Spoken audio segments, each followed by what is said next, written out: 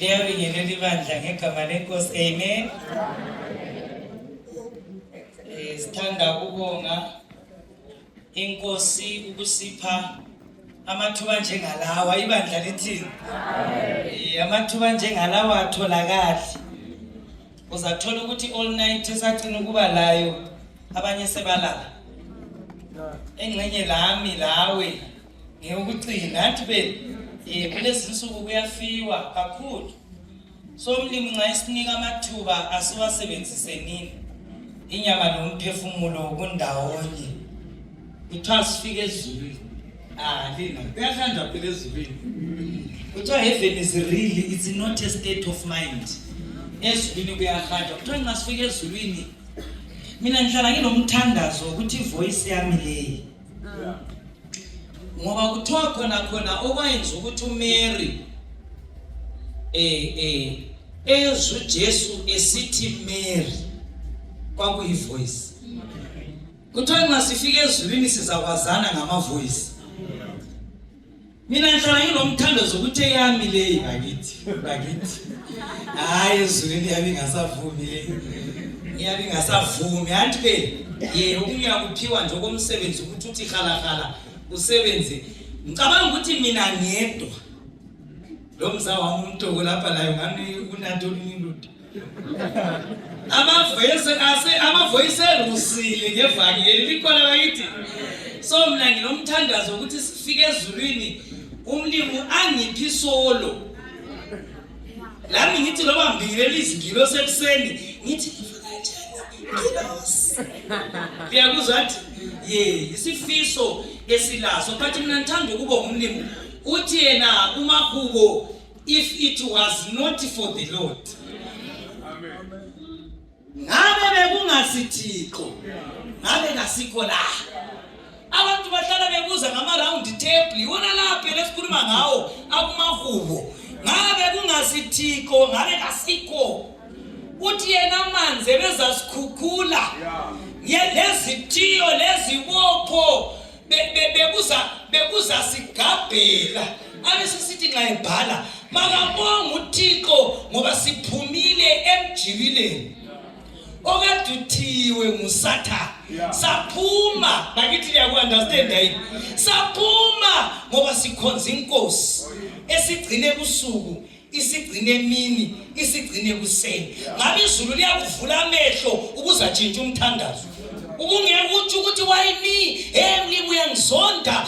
Izulu libhizi ukukuvikela lokukuprotecta kuzithiyo lezibopho. Siyambonga umlimi.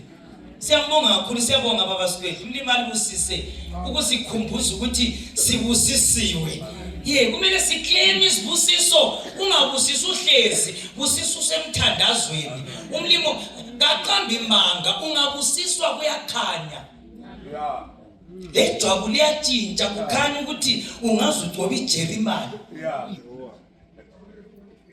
Kuyazwala. So mlimi basenzele kahle, sizangena kulizwi elanamhla kasikhuleke nini. Babo ingcwele ohlala ekhaya ezulwini. Xa ngimi phambi kwabantu bakho ngilovalo Jesu. Bekungabuya loba mbani phambili la. Olentshumayelo engcono, obengakhuluma ngcono abantu bakho bakuzwa. Thina njenge-team ye-WhatsApp ministry silombuzo ukuthi why kusiba yithi esishiye ilizwi. Bakhona abangcono kade bengalishare ngcono kulathi. Bathi siyabonga iprivilege osinika yona ukuma phambi kwabantu bakho. Kakulo ngcono kulomunye, sonke siyizoni ezidonsela ezinye izoni ukuye kusindisweni. Busisa abaphandle kwetende bayenzela umusa. Busisa abaphakathi, busisa izethekeli. Cela ubabusise in abundance. Babuye lapha bachiya konke. Sifuna ukuthi siphuma lapha ekuseni sithi lembala uThixo ukhulume lathi. Ilizwi lakho lilungela ukukhuza, lilungela ukulaya, lilungela ukukhalima, lilungela ukuqondisa, lilungela ukududuza, lilungela ukunika ithemba. Ekupheleni umuntu wakho abesepheleliswa. Mina ngimi phambi kwabantu ngicela ukwehla kuphakame wena lesiphambano. ngemva kwalenkonzo sisondele duze siphile ensukwini lapha amadolo enzima lokukhuleka amandla kasekho left right center izilimo zigcwele indawo yonke. Sicela ukuthi sisuka lapha ekuseni sibe lamandla amatsha okuyabamba umphetho kaJesu. Senzele kahle sibusise sonke ntandana nabafelokazi abagulayo as we minister your word belaphe ngegama lenkosi uJesu. Abalama problems abafuna ukuthi umlimo babusise in abundance. Udumo lonke sibisele kuye. Umthandazo ukukholwa ekseni egameni elihle elikaJesu elihleli phakade ngalo siyakhuleka. Amen.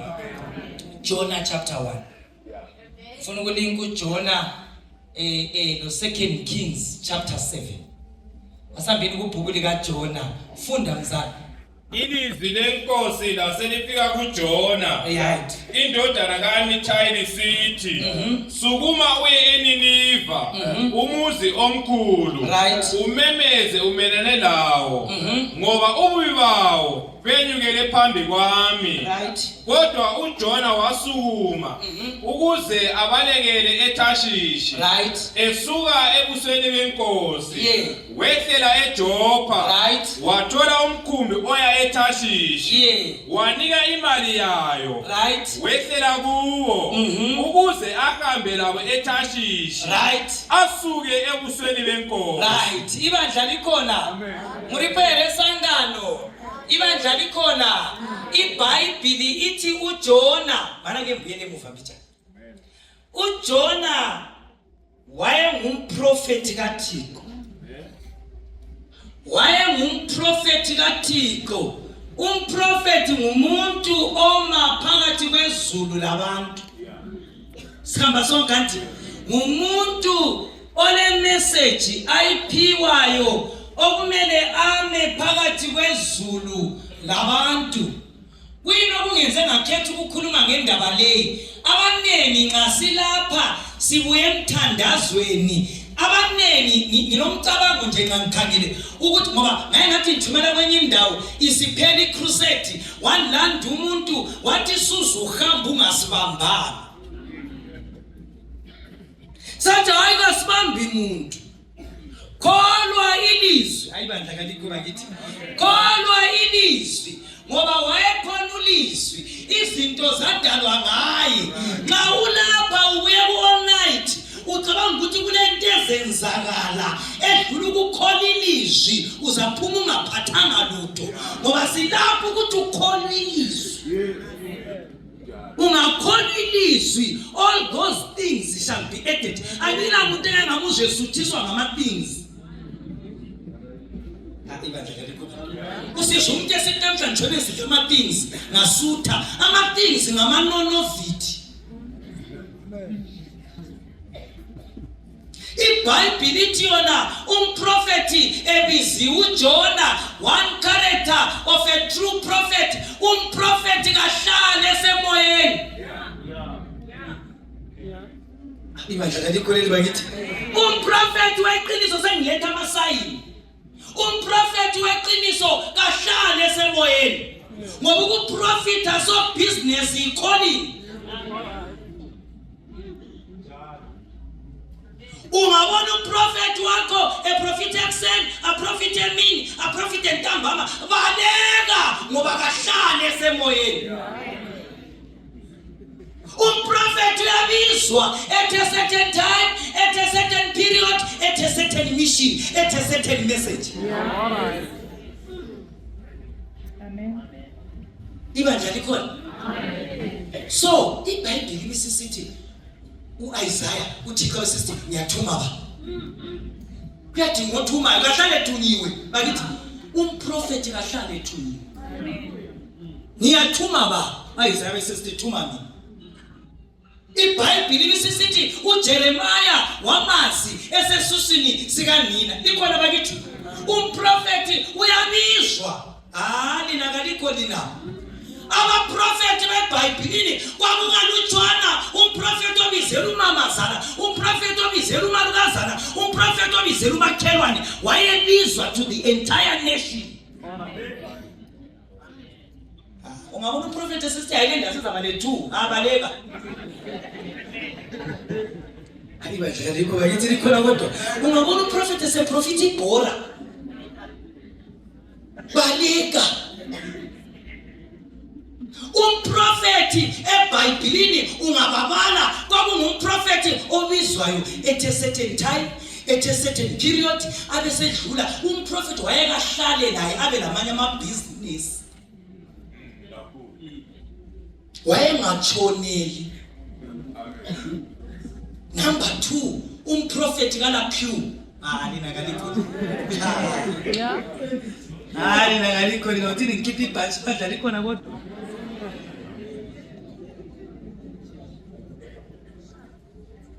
Umprofeti weqiniso kaLaphew. Wothi sikwelaphi? Ungabona umprofeti wakhe le line ibaleka. Ayibadlali. Ngoba kaso business. Elijah, kulokhu ze uElijah xa eselapha kuselatshwa uNamani. Ayibadlali likho kanti uElisha lethe lapha mzawami lokhu sibhatshela mlile toothpick, ngibele toothpick. Esikhwameni khona lapho. Hayi wathi ngichiye ngafika bethe unalokho ukuthi umthoko wayethethe ibhathi kanye kanye. Abantu balamanga batonika izinto kulokuthi basindiswe bazathi umthoko wayebhizi nebhathi likanyatana nitoothpick. Ibandla likhona kodwa bakithi linamanga kakhulu lina. Kulokuthi libamba okusindisayo liyamanga ibhathi uzuyetshayisa usithi wamthukela ibhathi amthingisa itoothpick. Jole namse tutimpa zotokunika abantu babamabhathi. Lalelani la. Umprofeti weqiniso liphele sangano. Umprofeti weqiniso ngahlala esemoyeni kaLaphew. uNamani ngayesekwela nje kuyelisha. Hayi badlala likho bakithi. uNamani wayengu-armed elenyembe zaseSiriya. Elenyembe lapha evela khona wayefuna ukuthwala inyembe ahambe nazo ko-Israyeli. Ebandleni sihlutshwa ngamamaneja abomonarchy afuna uzomaneja echechi.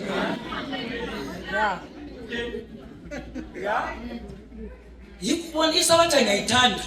Ngiyithandela ukuthi ifini ngumaneja bangumdikoni. Sifike sithi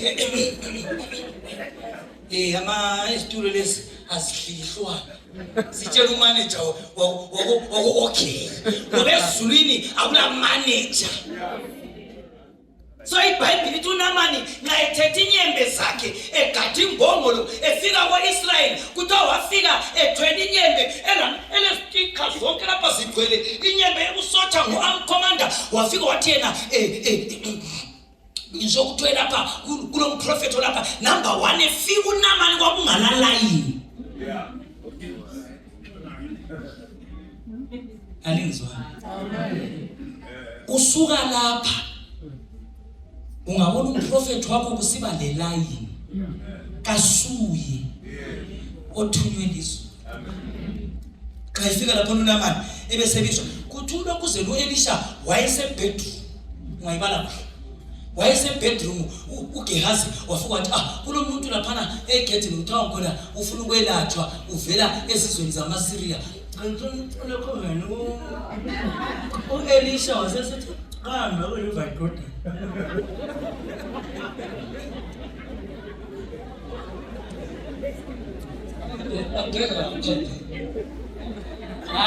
Ndinaliko nina. Abakholwayo ayibadlala likho bakithi. Abakholwayo bakukhuluma kube simple ngoba bakholilizwe. Kaulapha wabinga minana hakuna minana ichayitika. Tenda shoko.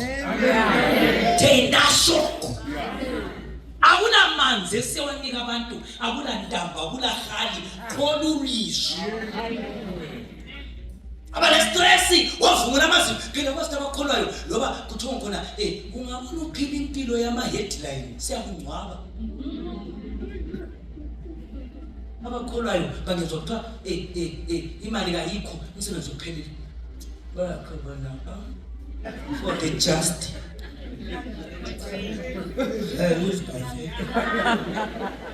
Bavumula amazwi ngoba bamkhonzayo bayamazi. indoda iyalile yakuyala iyaleka uvungo lamazinyo umuve ngomkhonzayo uyamazi kubusa bani kuphume bani kholwa ngoba kasigcinwa ngamakhosi omhlaba thina sile upward look thina vele ukukholwa kwethu kuphezulu thina uTombalayo iyithi lisesizweni abakholwayo bahamba leyezi ngathi senzukile ukuhlala eNtumbane sengihlala eMahatshula lapha ngagcina sithi ngihlala eMahatshula entawo sase campaign yamayidlozi abantu bathi Mrs Nyathanga shwa lokho wasuke eNtumbane sosiyahlala eMahatshula awusacamping ngathi sesihamba leyezi iyezi selisukile sesikhempe town yanje ukuthi ngithini uNkulunkulu bazalwane kakubusisi ngoba irate yerandi phezulu is not a god of user, is not a god of rand, is not a god of pula, is not a god of swipe, is a god umhlaba lokugcwala kwawo kungokwakhe umprofeti weqiniso kala line asikuchiyendo khala sesikhulume ngakho umprofeti weqiniso kabhali phone number esihlahleni amen Angibadla dikho ngithi likhona kodwa nina umprofeti ungabona sokule phone number esihlahleni baleka ngoba so business Ibadla kalikhona libadla kodwa likhona umprofeti weqiniso kahlale semoyeni uyabizwa angabizwa kabizela ugogo wakho kabizela umalume wakho kabizela umamazala kabizela abantu bakho ubizela ientire nation wabuka lutshwane eBhayibhelini ukubona umprofeti elanda ifamily wabuka lutshwane umamalwane wamafutha wahamba kuElisha umamalwane weShunemi bayabalwa but abaningi vele kabalani lokuthi liphila njani nomamazala abaprofeti okwenza lixabane lesihlobo ukuthi lihambile la uquluzana lembabazana labuya la emulini so iBhayibheli lithi uJona xa ebizwa kuthiwa Jona arise wayehlezi ngibengisho ukuthi isikhiwa bakithi ungezwa kuthiwa Jona arise kuthi ukuthi uJona wayenjani bantu wayehlezi ukwarise anti kusukumisa umuntu ohlezi umprofeti uyakahlale kathi kungahlaliyo ngonjani othi ungafika kuphela ngene emoyeni ungafika kuphela sengene emoyeni ungafika kuphela sengene emoyeni umlimi waseyakwenza hayi bandla kalikho bakithi mali wakashita maune wavuma kwaba le covid laba prophet bagqoka ama mask kuze kule namhla kula prophet olomuthi laba besithi bavele ezulwini laba besithi bakhuluma lomlimi kabakabili umuthi wecovid yapho ukuziphelela kwangathi kayisekho babenga ababesithi balapha kubo abantu badlela amaqanda badlela inkukhu badlela imbuzi banganikele church banika abaprofeti Bhayibheli uJona waphakama kuthi okayininiva ngifuna ukuchasisa lokho nxa ngihlanganisa lo 2 Kings chapter 7 iBhayibheli lithi yona abantu abaningi bazitshela ukuthi bona hayi ngabe ngani uJona ngangeke mbaleke ngabe ngani uJona kwakululu kuyenini kwakungekho lulu kuyeniniva ngoba amaniniva izama Assyrians babe yizitha zikaIsrael uJona ichallenge yakhe yikuthunywa kuministry yesitha yikuthunywa kusmall house somkakhe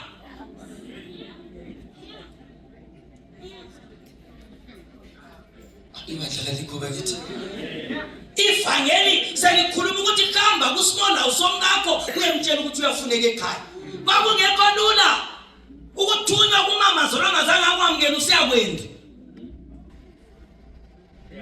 so uJona kumenza abaleke number 1 ayibadla likho bakithi number 1 ama-Assyrians babe yizitha zikaIsrael number 1 yiba babangela ukuthi uIsrael kube lendlala enkulu kwaze kwadliwa ubudorilo benyoni kwaze kwadliwa ama-leather belts abobaba akhutshwa amabhanti enyathi amabhanti endlovu abhoyiliswa kutsha abantu badla so uJona wayenombuzo ukuthi umlimi unithuma njani ebantwini abalolu ulunya ebantwini abasenzela ulunya. uJona uthunywa kuma-Assyrians abayibo ababangela indlala. Ibandla kalikho bakithi, ababangela indlala kwaze kwadliwa abantwana. Kwaba nomama ababili abathi sesilambe kakhulu kasidlo wakho nalokhuzeni. Badloka nalokhuzeni, bathe sebelandloka nalokhuza. Hayi bandla kalikho le, sebelandloka nalokhuza, unalokhuza wabefihla umntana nje. Nxa begijima enkosini, sesiku 2 Kings chapter 7.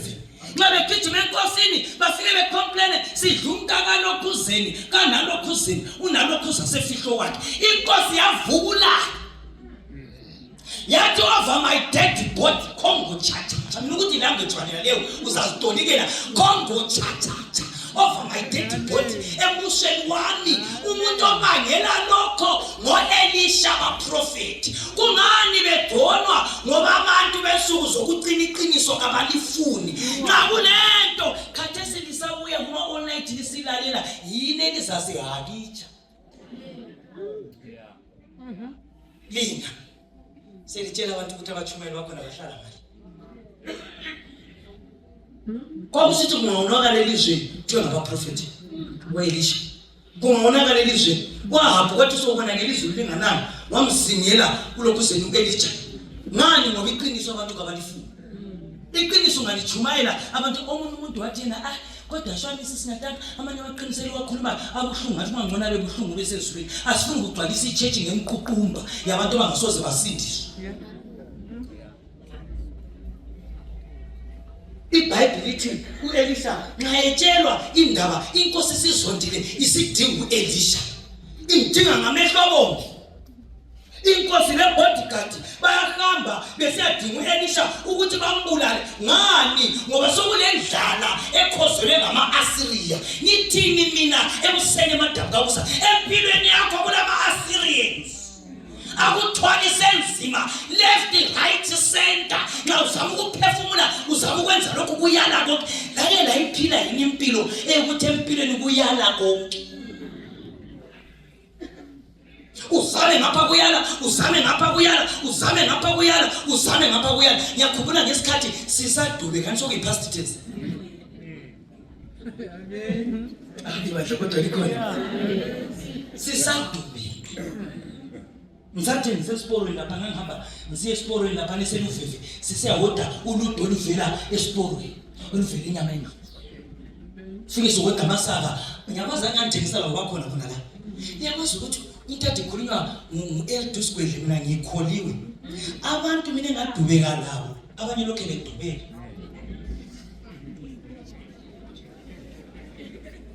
Enganthengisela ama-frozen egodini, amabhasi esaqalisa egodini sasiphakamisa so izandla uthengisa ama-frozen ngewindi lebhasi.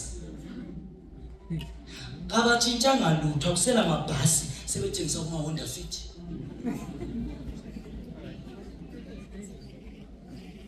Khulekela ukuthi umlimo akubusise. Mina ngiyakukholwa ukuthi iqiniso sibili uJesu engakabuyi kumele sibusiswe. Amen. Kuliqiniso asosolo. But abantu nabatoleka uzothe ukumenza ubusiswe ke ukuthi wadinga imithi akula mithi. Akula. Ubusiswa uJesu sibili straight. Ngathi ngikhala ngelicense isekezi. Yakubona babe isekezi. Ngisithi mina ngangifuna ukuthatha ilicense, ngathatha ilicense ngafeyila ku-Instart, ngafeyila ku-parallel parking, ngathola ilicense ngihamba la ku-camp meeting ku-Pastor Tobani wangibizile ngathi Tobani. Tobani lo wathi kuzochumayela e-camp meeting ngathwala i-provision ngihamba la e-camp meeting ngathi bafundisi ikhulekeleni ngafika ngafeyila alingizwanga ngathi ivela ukukhulekela abafundisi beyibambile 1-1 bayikhulekela bathi Mrs Nyatanga ngabe le license mlimi siya declare ngabe le license ngafeyila ngathwala isikhwama ngaya komalukazana wami osePlumtree ngale ngahlala iviki ngizama ukuthatha i-license ngafeyila ebuseni ngafeyila emini ngafeyila ntambama ngathwala isikhwama ngayegweru alingizwa bakithi ngayegweru le provision waya ngaphumlile.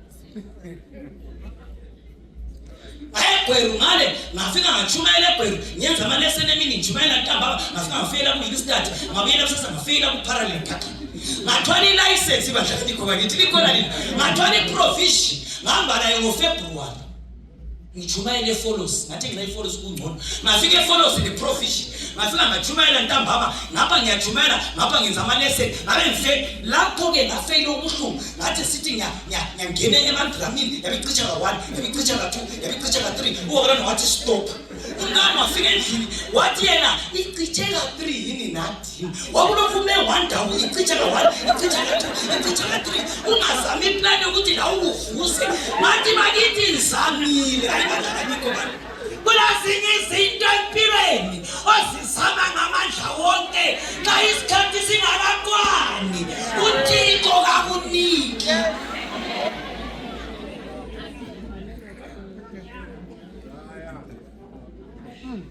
Uthe kuyi-instructor wathi bangicishe ka-3 mina ngathi indaba ngoba ngapha iviri leli isayidi leli ungenile kuhle kumadrama kathi lapho kwehlukene wathi izulu linile mama lithe selinile ngapha kwaqapha kwathi sophezulu ngapha yikho uzamile ukwenza kuhle bekumele ufake amafutha liyangizwa bakithi wathi layithi imota malayithi imota wathi asifake amafutha sabe sifaka imota yabe ihamba alingizwana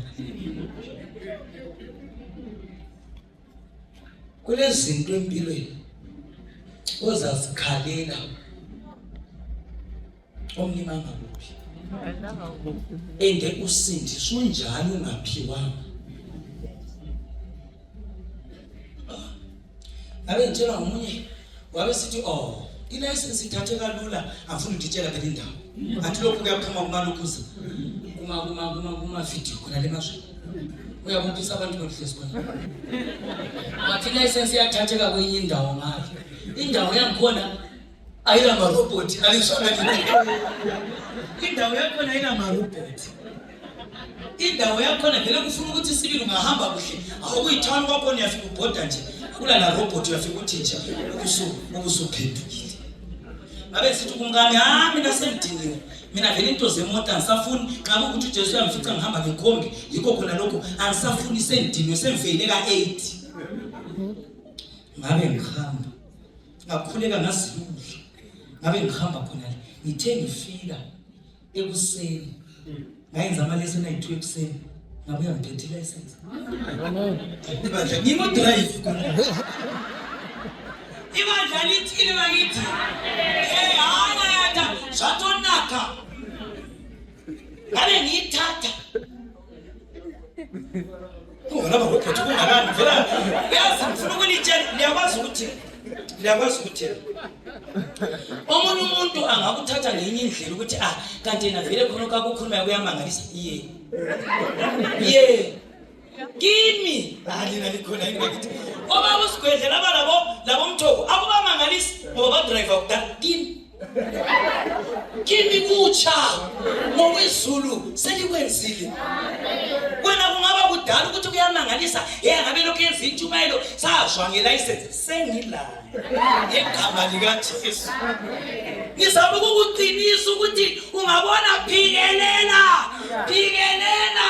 hlale emthandazweni uphikelele kakulanto yomuntu uThixo in the fullness of time he will make it happen. Uthi kuGenesis chapter 21 verse 1 at that time Sarah conceived and bare child for Abraham at the right time the Lord said it will happen. He is not a God of years, he is a God of time. Athi ngalitshela ukuthi mina imoto esengiyifuna kathesi iHonda Fit yaphuza mina ngikubo GT6 ngikubo Navara ngikubo kuthiwa ile Toyota lezizinkulu ezamavili emuva ngiyakwazi ukuthi ngiyafika ku Pick n Pay ngiyibona ipakile ngiyafuna ukutshengisa izulu ngiyafika ngithi so andizabe ipakile ingaso yami ngifike ngiyibonise ngithi Jesu ukhuluma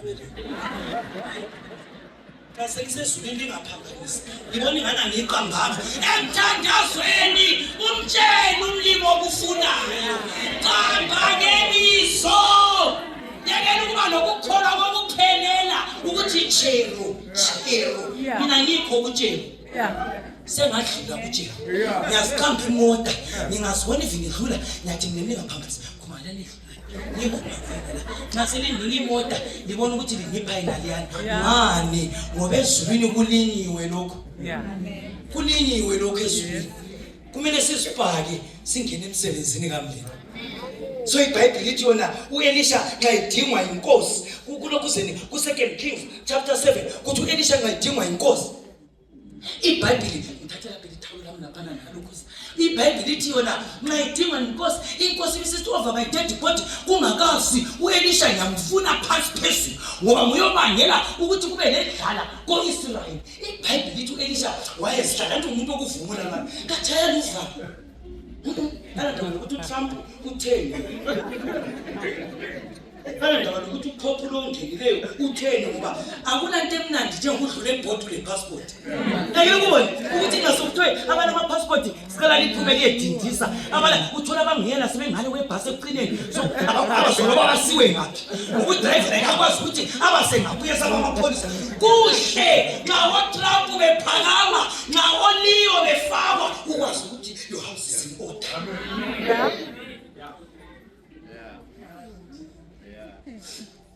iBhayibheli ithi inkosi lana yasifika kuElisha elebhodi kakade ekhuzula amehlo ukuthi uElisha vele ufuna ukuthi ilanga lingakatshoni ngibe sengiqedelane naye. iBhayibheli lisithi ngifunde ivesi. U-Elisha wasesithi, Zwana uElisha ukuthi uthini? zwanini ilizwi lenkosi, itsho njalo inkosi, ngalesi sikhathi kusasa, iseya lempuphu ecolekileyo, izathengiswa ngeshekeli, lamaseya amabili ebhali, ngeshekeli esangweni leSamariya. Lalela. ESamariya lapha kwakulanjwa la. Izulu lalingananga. La khuluma uElisha izulu lithatha inyanga ezingaki? Ungalima kumele kumile kuvuthwe inyanga ezingaki? 3-4 months. uElisha uprofesaya la izulu lingekho. Uyabona ukukholwa, faith is the substance. Wathi lenze le substance akaze ayengalenza lethi sikuphi senze substance.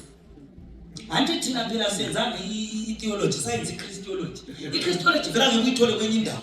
Ayikho vela ungambuzi ukuthi ngithethe ngaphi la kholwa khona ukuthi ngitshela uya ngapha wena uya ngapha senze substance. Faith is the substance. Uyalapha phambi sezandla usigadanisa isikhayile phezulu. Kanti isizandla isikhayile phezulu. Hayi ngizawa msuku. Hayi so phaka kulisana vula lesi hayi yenza so. Faith is the substance.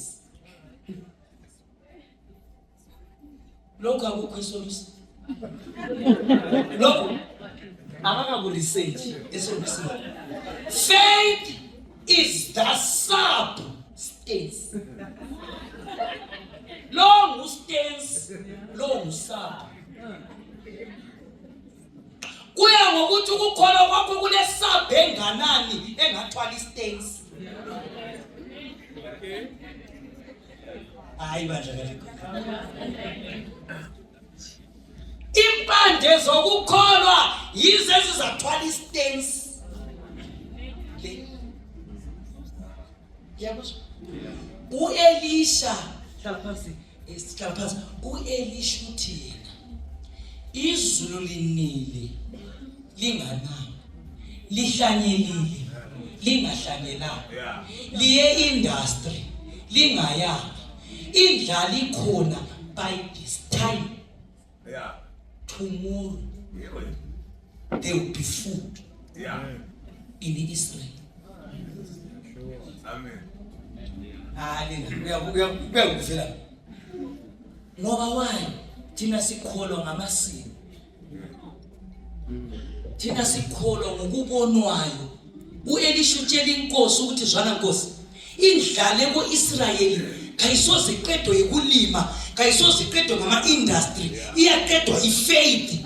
By this time tomorrow there will be food in Israel. Iyangizwa bakithi nxa ikhuluma uElisha kuthi ubodyguard engahlalwanga ngumoya kaThixo kuyingozi ukubuya emthandazweni ungela moya kaThixo walahla umlomo.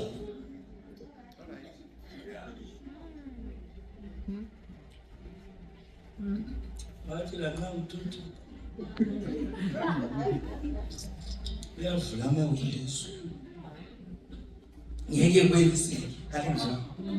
Uyabona ubabona ngakakhulumanga ngabe isiqalekiso kasitholanga okunye kudinga ukuvala umlomo ezimulini funda ukuvala umlomo ungabohlala ukhuluma konke ulungisa konke okunye kufuna unganike usathani isayini vala umlomo amen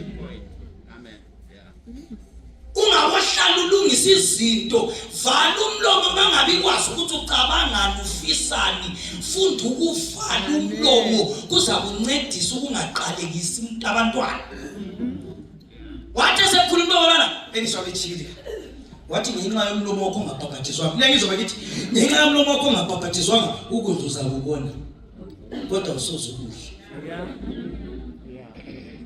kuleminye imithandazo esithi ngasikhuleka siqabane nomndeni xa ukhuleka ubokhetha amabala ungamisani lo mlimi kasosibari umlimi kasosibari ukuthi uyathi usikhuleka ukuthi yena wena vele wawuvele ukwenzelani wena uvele uthathelani umamami wavele lokho okukhulumayo kwelinye ilanga uza kubona ukudla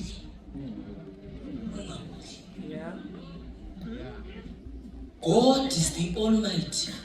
uThixo ngumdali wezulu lomhlaba, he needs respect. Uyadinga ukuhlonitshwa. Even usudubeke njani ungalahla umlomo, alibizwa ngakithi. Lokho usuhawule njani ungalahla umlomo ngokuThixo usinika okusilingeneyo ngesikhathi esifaneleyo. iBhayibheli lithi eselahla umlomo ungabalana kwabe kudlula.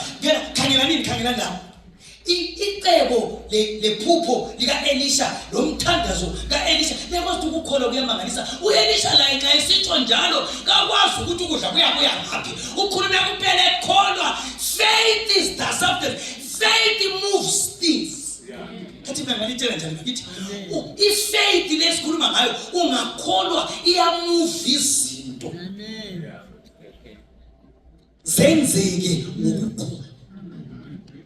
iBhayibheli lithi umlimi wathi manje kumele umthandazo kaElisha siwugcwalise.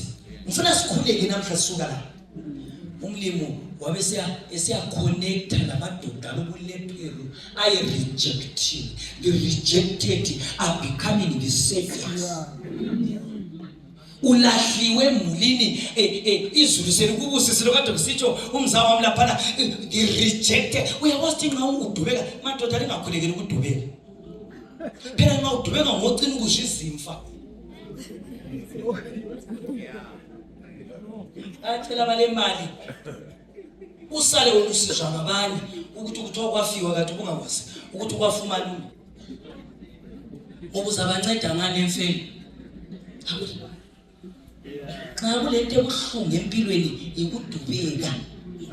Ungadubeka iyakwazi ukuthi vini udubeka nxa usemfeni ngolokuthunywa ngolokusiyale even besenza amaphathabo lana ngokuthi umganu sebedlile uyathi usadla isipuni serice uzothi seqedile ukudla hambe uthi umganu wona ungumuntu omdala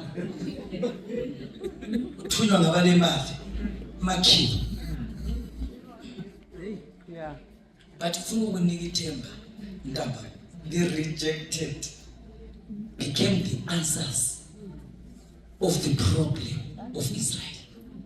iBhayibheli lithi amalephero ayi-4 babehlezi anti baberejectwa amalephero anti kodwa babelabulephero babehlala khatshana kumenyezelo singcolile. Abafazi babo baba laba baqala besahambisa amathaphawe bezibonakalisa behambisa amathaphawe ukudla athi ungahambisa osathathi babona ithaphawe iphela bathi basihambisa isikhaftini zama-ice cream.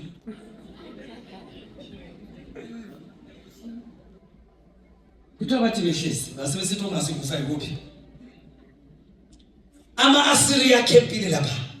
Ngangcono siyazinikela kuma-Asiriya. Sifike sidle sizinikele sife. iBhayibheli lithi nxa becabanga njalo bathi uqinisile wena. Asambe siyazinikela. Nxa befika kuthi umlimi hayi bandla kanti mnoza thina mathambariba no-connecta ama-connection. Umlimi uyaconnecta so akuconnecte uthi uzihambela akuconnecte so umlimi akuconnecte nje so ama-connection. Ungafundanga unjalo kanti nanti sihlale emathula mina ngaphuma lethu. Andihlale emathula senze nje ngaphuma lethu.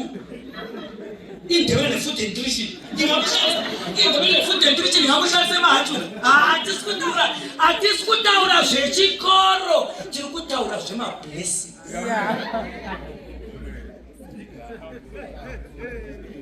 Sihlala khona abantu abangakhuluma bakhona khona asoze baqambe xa ngikhuluma ngabantu bathi mama shwa iyakwazi ukuthi mina ngiyathi ngisuke endlini ngithi mina namhla vele angikhulumi ngebathe namhla vele angikhulumi ngayo ngifuna ukufika ngishumayele ngizithulele kodwa kukhona okungifuqayo. Uyabona ngiyathi sengilapha phambi kwenu ngibona ngani yisono xa ngingaletshelanga ukuthi sihlale ekhaya. Ngibona ngani kuyisono kakhulu ngoba ngani izulu lisikhiphela. Bakithi mina ngangithengisa amalokitshi wonke akulalokitshi engalibhodana. Ngithengisa into zama-China, ngithengisa olude. Ngasithi ngawo-Dilido esiporweni ngifike endlini ngigezisa ulude ngiluchaye 3 ngabo-2 ngiluthengise kumele luphele ngo-5 bese ngigeza ngene emoteni ngiyejumayeli. Wayengaphumli. Hayi phela kathesi uyabona ngasuhlala etown le trend yatshintsha sesithengisa online. Hayi ngaliko labribera sana. Sesihamba ngama-levels. Cha ukuthengisa online singena kubolo kuza sithi bakithi silalokho esilapha. Xa izulu selikubusisile tshintshe phela lawo ufuna utshintshe ufuna ukuthi izulu likutshintshe ungabuloko phela lina liyazigqaja umlimi angalitshintsha alifuna ukutshela abantu lifuna ukuthi abantu bethi ngingabathe ukuthi ngandibeka bazathi ngathi mina ngokhuluma ngemayiki ngokuthixo wasiphakamisa wasisusa kulevu wasifaka phezulu abantu abambathi mama imathula ibangalisi kulabo ilanda ngathi yimi. Ibasha kwethu ikho yimi kanjani bathu iyamangalisa ngoba nxa ngithibilika ngiyabe ngibona amandla azo akhona amandla egazini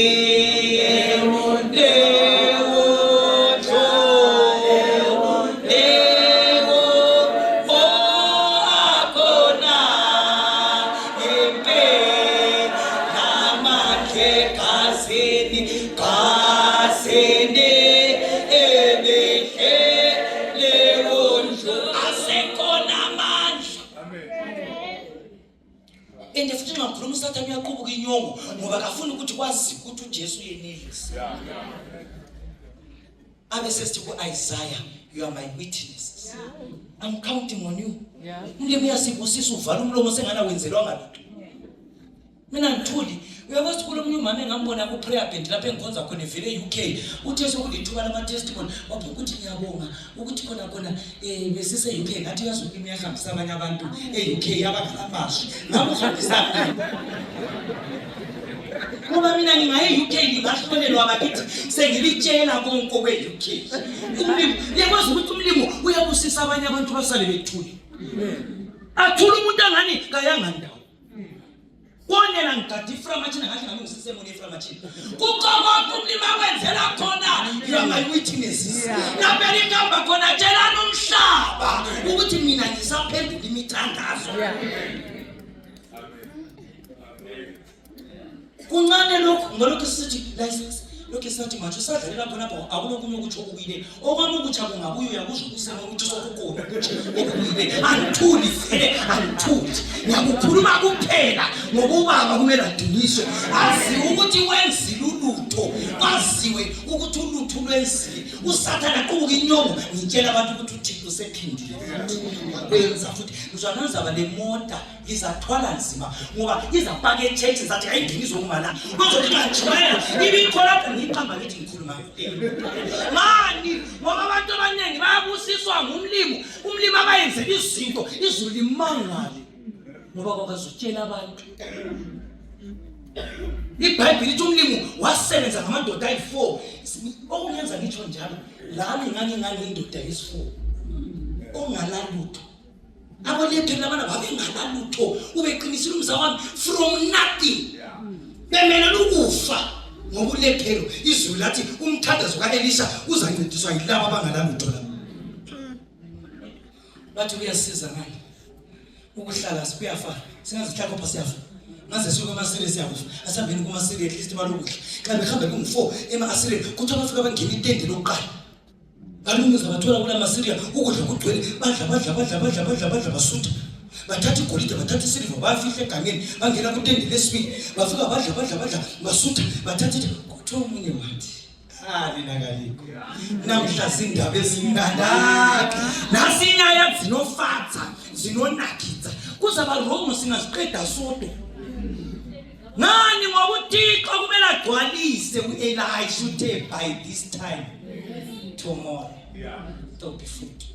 Abalephela nawe begijima bafika ku-Israel bafika ngolunguza batholana namasotsha ahlala phezulu bathi bakithi kulokudla ngale ama-Asiriya abalekile izitha zenu bathi amatende egcwele ukudla sambeni siyethatha bagijima batshela inkosi yathi hayi basithile phela umuntu ongalakukholwa uyamuzwa ithi even umlimi esembusisile kabona.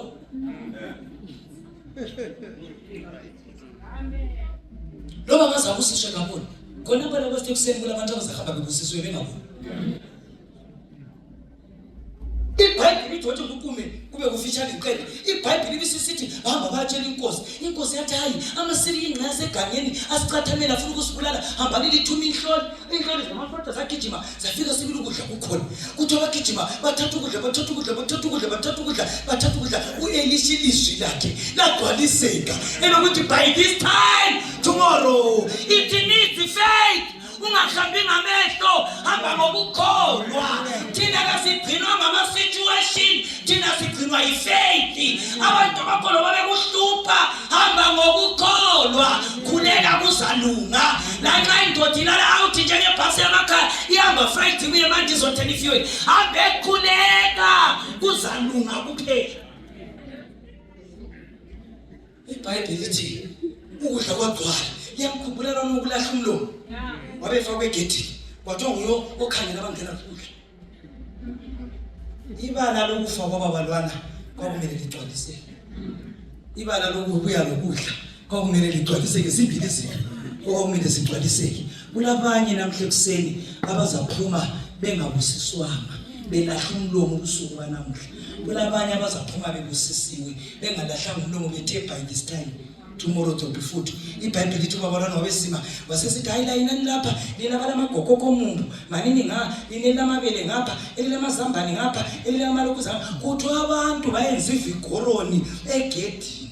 Ubabalwane mina lokho econtroller hayi wona mama le blouse ebomvu mana ngani wona le iqhinekela ukusuthuza abanye lekizwa bakithi engakwazi ukuthi uyabala amalanga ama-steps ubala ama-hours kumele ilizwi lomprofeti ligcwalise.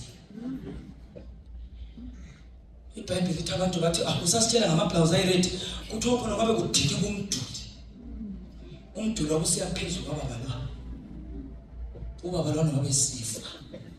U-Elisha wathi ukudla uzakubona kodwa usuzukudla wakubona kungena egedini kakudlala njengokutsho kwamprofethi by this time tomorrow there will be food in Israel. Abanye abantu ivangeli lizachunyayelwa liyanyizwa sizachumayela ukuza kukaJesu sichumayele ukuvala komusa sichumayele ngokuvuka kwabafileyo abaningi ukudla bazakubona kodwa basoze bakudla. Umthandazo wami ntambama ukuthi singatshintsha all night siphendule imithandazo sishekana ekhaya. Ungavumi ukukholela umthandazo ukuthi ukudla kubone kodwa ungakudla. Kulabanye sizatesta ukukholwa sitesta amandla ezulu sibusiswe njengoba ngikhuluma so lindinge ezulwini linganitholi ukudla ngikubone kodwa ngasoze ngitesta. Ngilomthandazo umuntu othi mina ngiyafisa ukuthi uyabless mina xa ungibusisa ngingabusiswe emhlabeni kuphela ngicela ukuba khona la sekhaya izweni. Ngiyafisa mina ukuthi empilweni yami whatever I'm going through akunginike ukukholwa akunginike ifaith yokubambelela kulokho endlula kikho ngibambelele ngoba mase liyawubona yini umhlaba ukuthi uyahlokoma liyakubona yini okwenzakalayo kungena abanye kuphuma abanye kulokuza abanye kwenza lokho konke khona lokho kakuyi kutshintsha khona kuyaba wesi okukhona kuphela ukuthi khulekela ukuthi ukudla ububoni uphinde ubuhle. Ngiyumthandazo wami ndaba. Nimkasenzele umusa. Umlimi nxa ebuya kazothatha ama license. Ngizwa ngithi uJesu nxa ebuya kalanda ama license. Kalanda abahlala eIlanda, abahlala eMathula, abahlala eMakhandeni, abahlala ngapha uzolanda abantu abadalwe ngumfanekiso wakhe. Omunye umuntu abasuke ephethe ukuthi phela khona into bekhuluma ngelicense, bengakhuluma ngelicense mina. Bekhuluma ngoJesu ophayo. Ukutolika kubi izindaba. Ube lamanga ukuthi wathi useyithetheni ngikhulume ngoJesu obuyayo. Ngakhuluma ukuthi umlimi uyanika abantu ngesikhathi esinjani bantu esifaneleyo uyakunika uNkulunkulu. Khuleka umlimi akunike nxa engakuphanga ungabi lo mlomo lahlwe eceleni ngoba ukudluza kubona uphinduka kuhle. Mthandazo wami isifiso sakho yini ntamba uthi mlimi ngicela ukuthi above all ngibusisa nje by this time tomorrow ngicela ukuthi kube nokuhle emzini wami. Ngicela ungilungisele abantwana, ngicela ungilungisele umngane, ngicela ungilungise mina. Ungavumi ngilahle umlomo. Ngicela ukuthi ukudla ngikubone ngikuhle njengabanye. Ngingathi nxa ngikubona ngibe sengiphelele egedini. Xa kungumthandazo wakho phakama. Jesu wo songamngelungenze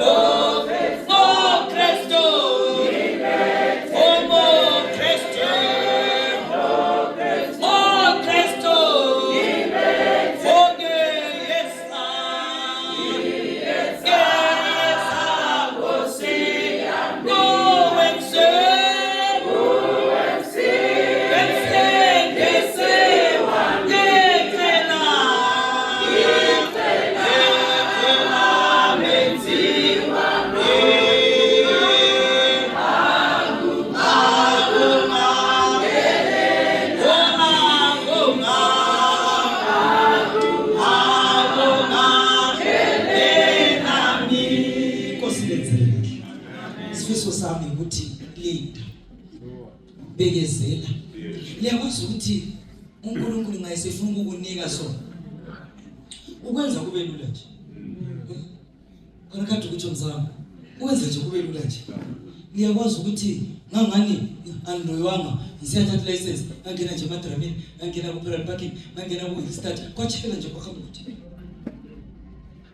wathi sengikhweli license ngamkhangela ngathi yi license yakho nale kade uphosi ngenza ngenyangeni kuyabe kulula nje xa umlimi esekwenza uzakwenza kube lula ijaha hayi bantu hawu bantu ubone nje nathi kulele ngophondo nathanda phanithi umlimi nje apho ngokuqhubeka likhona bakithi bazalwa linda ungalinda in the fullness of time you will make it happen thandazo wami ukuthi ungalahla umlomo ngokukudla uzakubona kodwa ungakudla umlimi asenzele kahle phakathi kwethu kulezethekile ina le ikhola ngeke ngikele kuyenza ngoba nxa libaningi linje kulabanye abantu bangasoze baqede iviki khona even yimi even nguwe so ikhona iqhakathekile ukwenzela ukuthi kusasa ungathi wena ngamkhona ngangifuna ukukhetha uJesu akulo wambizayo so yikho sisenza amakhono ukwenzela ukuthi xa ukhetha uJesu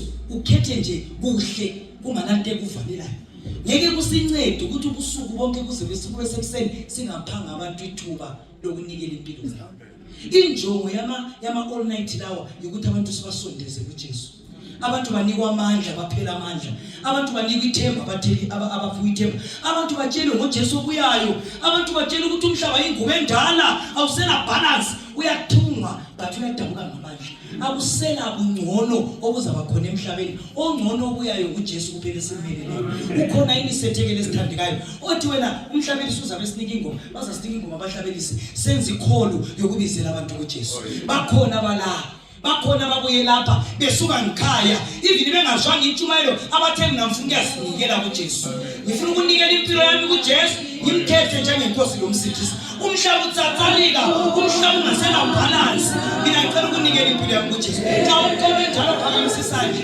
xa ukhona njalo phakamisa isandla wathi mina ngobusuku banamuhla ngokuba khona kwami lapha before kungakabi kusasa ngicela ukunikela impilo yami kuJesu xa ukhona njalo raise up your hand ufuna ukukhuleka lawo angazabe ngoyedwa right Nkosi kwenzele kahle nasensandla Nkosi kwenzele kahle bendlani indlela abantu bafuna ukunikela impilo zabo kuJesu abantu abanikela impilo zabo kuJesu kana basekhona umpelekezele kuya kuJesu kunomthandazo ukuthi by this time tomorrow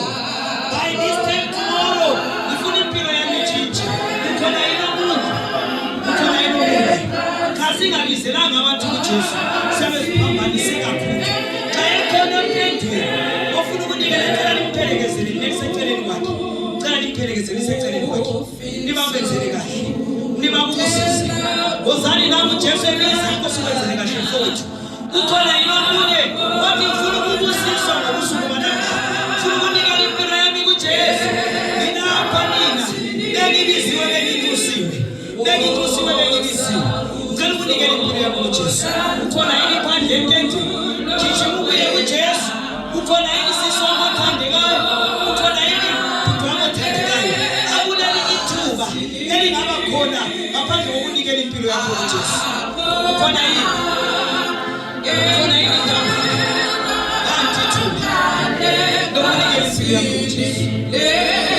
by this time tomorrow I want my life to be changed. Ukhona yini phandle ukhona yini entendeni ukunikela impilo kuJesu raise up your head now ukhona raise up your head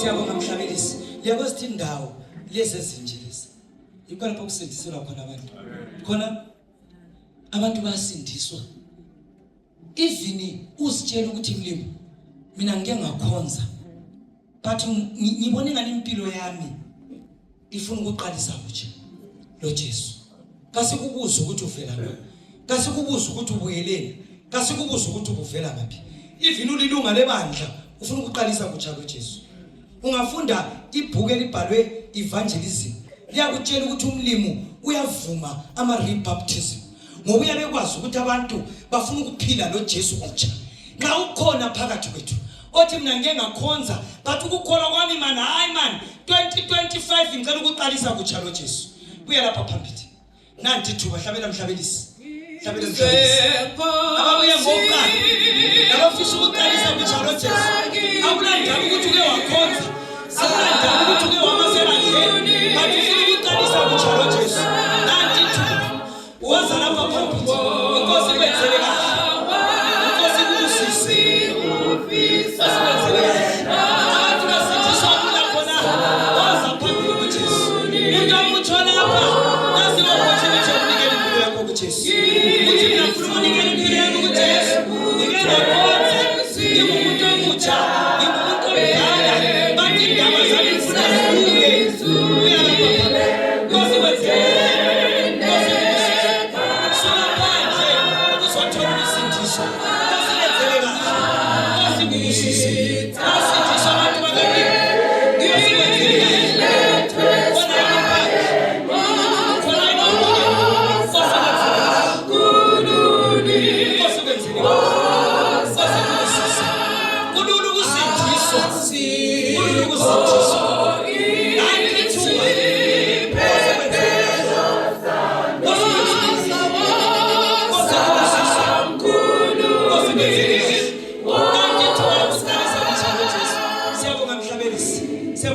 sibadlalithini ngabantwana bakaMlimu.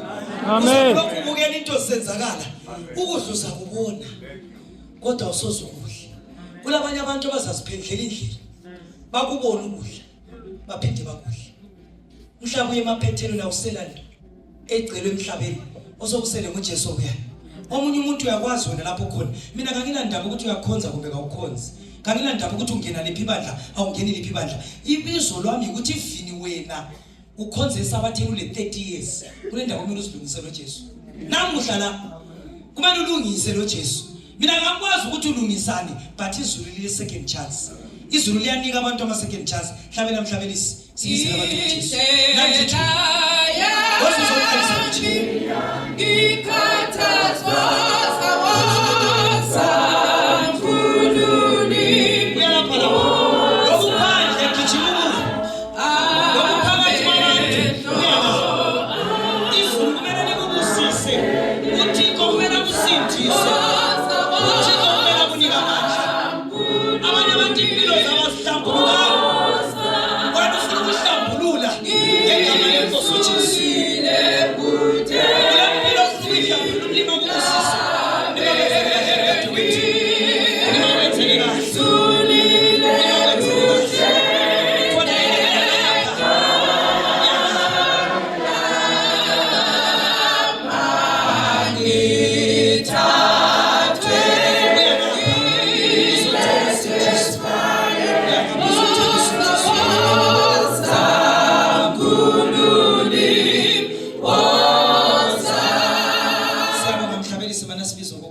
liyakwazi ukuthi wayengibiza amakhulu lawo kulabanye abantu othi ngokulala lokuvuka ulesono ozitshela ukuthi xa icilongo lingakhala ezulwini yabe ngekho I need a restart liyakuzwa ukuthi thina ngikubeka kucace liyakuzwa akulandaba ukuthi unguhead elder akulandaba ukuthi ungumdikoni akulandaba ukuthi ungutreasure angikhulumi ngezikhundla la ngikhuluma ngezulwini kule nto wena obona ingani nxa izulu lingakuncedisanga ungenzanga impilo entsha futhi lo Jesu ubona ngani ulama doubts ngwe ngikhuluma ngawe ekuseni emadabu kakusa ngikhuluma lababuye ngokuqala esingakhonzi lawo abayizethekeli ngikhuluma lamalungu ebandla kudala saphila double standard yempilo abanengi ukudla sizakubona kodwa soze sikudle hlabela istanza sokugcina lesifiso sokuthi umlilo akuhlambulule ukanjulula ngegama likaJesu kosibisise baba usikwenzele kahle mama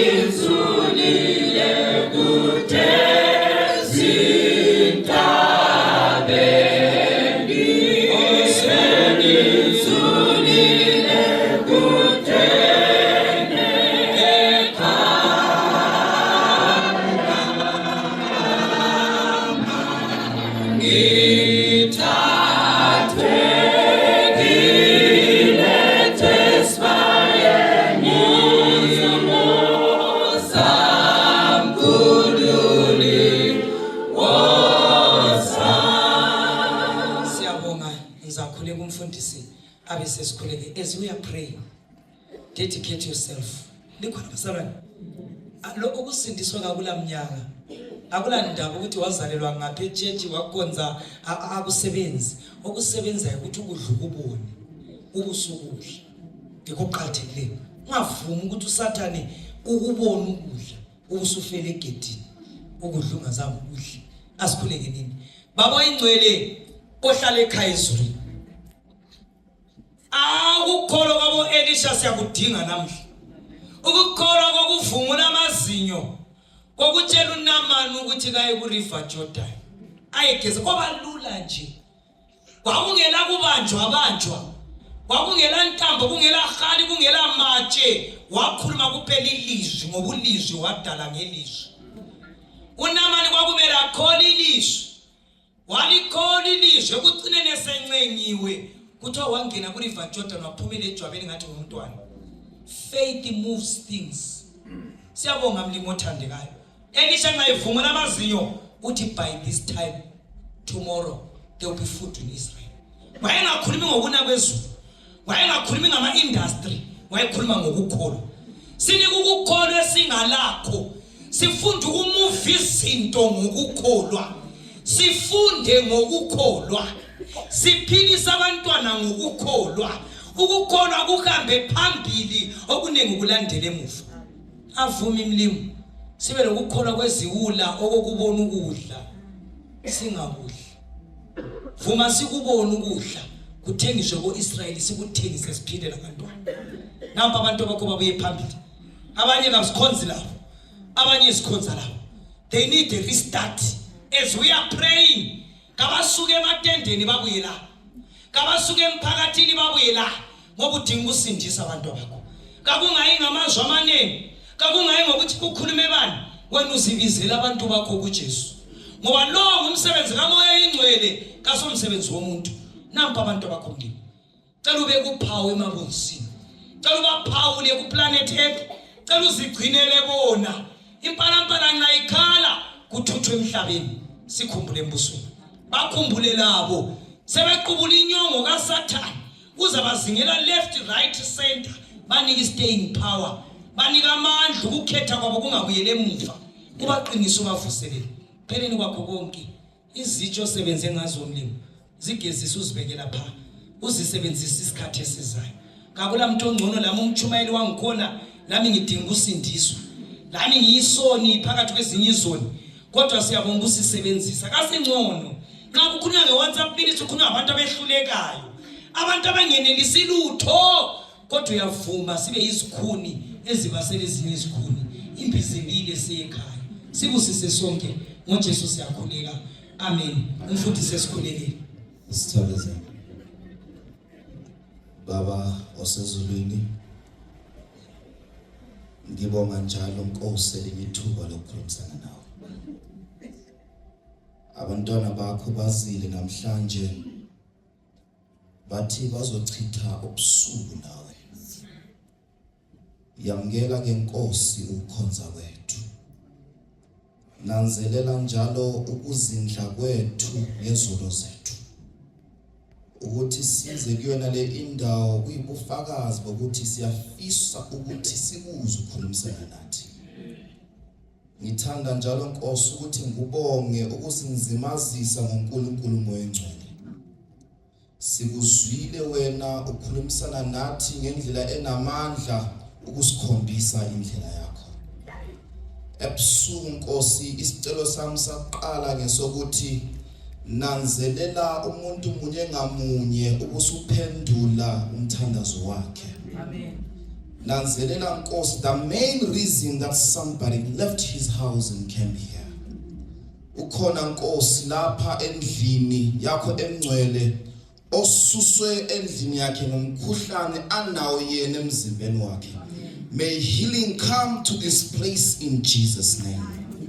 ukhona njalo Nkosi osuke endlini yakhe ngenxa yokuthi uyagulelwa abantwana sebengamahlongandlebe nanzelela Nkosi inhliziyo zabantwana bakho usihlwa Nkosi ukhona odinga umshado ukhona onomshado ochithekayo Nkosi nanzelela every relationship related prayer request in the name of Jesus bakhona abantwana besikole abazabhala ama-exams ngona lo umnyaka bazile kuyona le indlu bathe bezokuzwa incekukazi zakho zikhulumisana nabo Nkosi ngiyacela nanzelela izicelo zabo nxa sivala wona lo umthandazo Nkosi bakhona bakuvuma phambi kwabantu ushilo wena wathi laba bangivuma phambi kwabantu nami ngizobavuma phambi kwengilosi Nkosi bakhetha abantwana bakho kuyibufakazi ukuthi linamandla ilizwi lakho